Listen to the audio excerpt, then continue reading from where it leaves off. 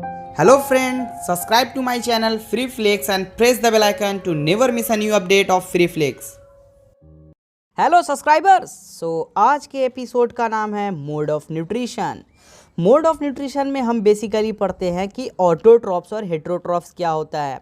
दोस्तों, इससे पहले के एपिसोड में हमने बात किया था न्यूट्रिशन और न्यूट्रिएंट किसे कहते हैं और लिविंग ऑर्गेनिज्म होने के लिए क्या क्या ज़रूरी है। अगर आपने मेरा पहला वाला एपिसोड नहीं देखा है तो जाकर उसे देख ले।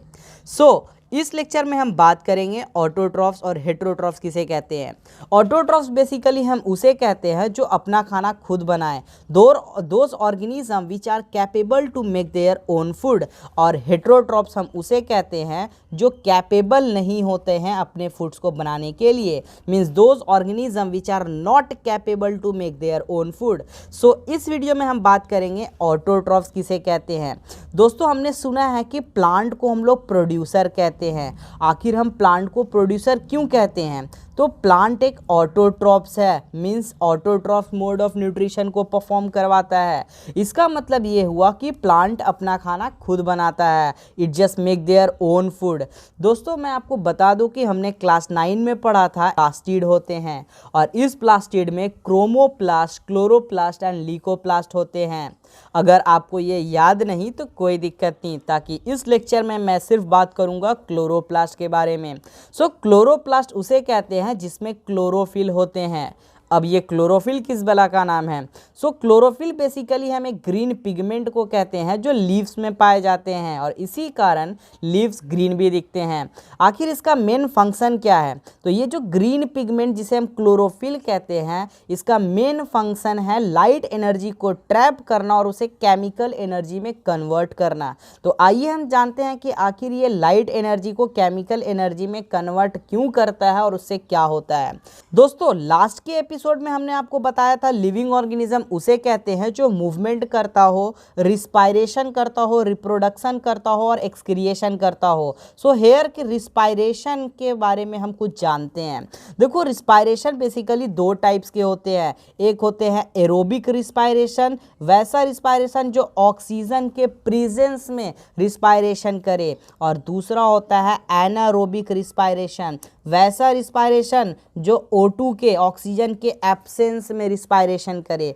Plant basically anaerobic mode of respiration को परफॉर्म करवाता है। इट मीन्स इसे ऑक्सीजन का कोई भी नीड नहीं होता है। दोस्तों, एक प्लांट को कार्बन डाइऑक्साइड चाहिए होता है जो उसे एटमॉस्फेयर से मिलता है, और साथ ही साथ H2O वाटर चाहिए जो हम इसे रूट से अवेलेबल करवाते हैं, और वो क्लोरोफिल के प्रेजेंस में, मीन्स ग्रीन पिगमेंट के प्रेजेंस में, जहाँ पर वो लाइट एनर्जी को केमिकल एनर्जी में कन्वर्ट करे। Light energy means sunlight.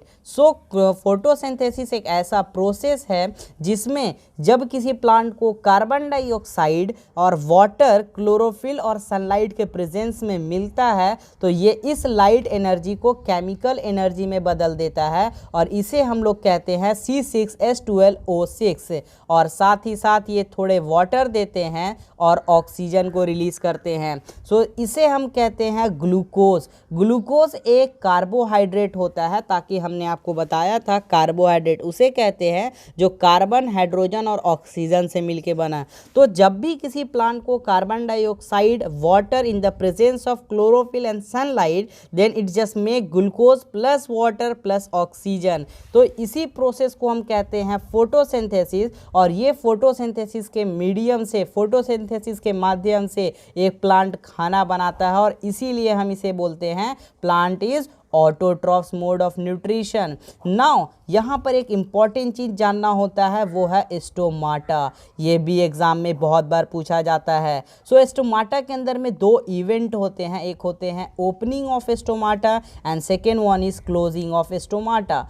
इसके बारे में हम लोगों को जानना होता है कि ये opening and closing of stomata क्या होता है। सबसे पहले हम जानते हैं कि स्टोमाटा क्या होता है। जब हम किसी भी लीफ को देखते हैं तो लीफ के अंदर हमने बताया कि प्लास्टिड होते हैं, और वो प्लास्टिड का नाम है क्लोरोप्लास्ट, और क्लोरोप्लास्ट में होते हैं क्लोरोफिल और ग्रीन पिगमेंट। साथ ही यहाँ पर एक बीन शेप के गार्ड सेल होते हैं। क्या होते हैं? गार्ड सेल और इसी को हम लोग स्टोमाटा भी कहते हैं। नाउ एक बात आपको मैं समझा दूँ, आपके पास दो बलून हैं, जब आप दो बलून को रखिएगा तो ये एक तरीके से सट कर एक दूसरे से रखा सकता है।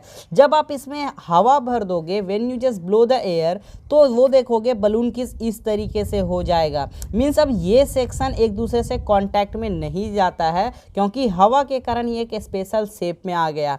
उसी तरीके से इस गार्ड सेल में जो वो एक प्लांट में रूट से पानी गया, ये लीफ में जाकर इस गार्ड सेल में वाटर भर जाता है। तो जब ये वाटर भरता है, ये इनिशियली गार्ड सेल कुछ इस तरीके से होता है, जब इसमें वाटर फिल होता है तो ये वाटर भरने के कारण ये फूल जाता है और इस तरीके का स्ट्रक्चर डेवलप करता है और बीच में एक वैकेंट एक एरिया डेवलप होता है और यहाँ पर से इस रीजन को हम कहते हैं ओपनिंग ऑफ स्टोमाटा।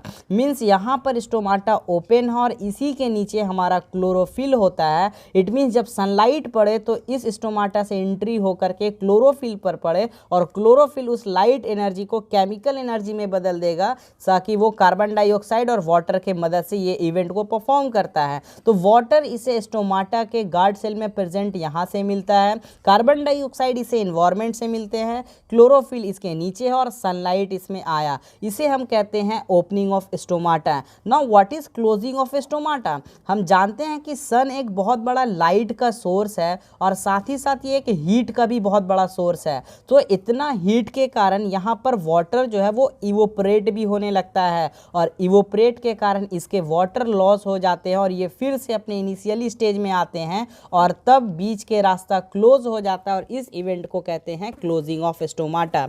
आखिर क्लोजिंग ऑफ स्टोमाटा क्यों होता है?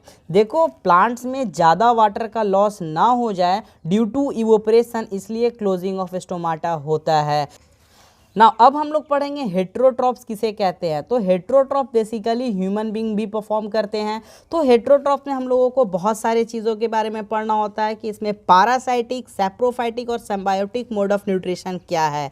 तो आज के एपिसोड में इतना ही, मिलते हैं नेक्स्ट एपिसोड में जहां हम बात करेंगे हेट्रोट्रॉप्स मोड ऑफ न्यूट्रिशन के बारे में।